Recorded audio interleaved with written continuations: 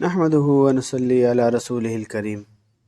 عوام کے اندر ایک مسئلہ مشہور ہے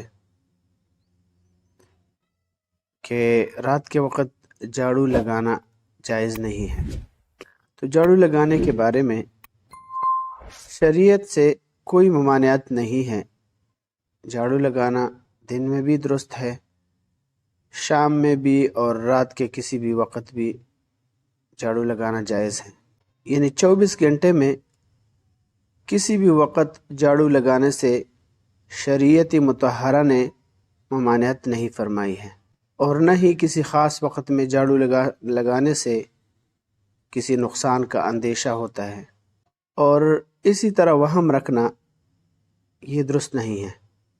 اسی طرح ایک اور بات بھی مشہور ہے، شام کے وقت کنگھی کرنا یا آئینے میں دیکھنا عوام کے اندر مشہور ہے کہ یہ جائز نہیں ہے۔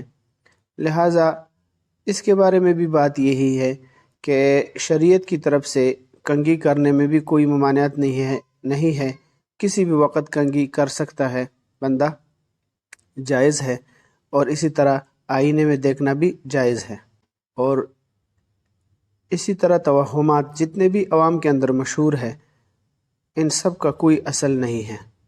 مولانا اشرف علی تھانوی صاحب کی کتاب اغلاط العوام صفحہ نمبر 107، اسی طرح امداد الفتاوی جلد نمبر 4 صفحہ نمبر 307، اسی طرح فتاوی امدادیہ کے اندر جلد نمبر 4 صفحہ نمبر 370 کے اندر بھی مذکور ہے۔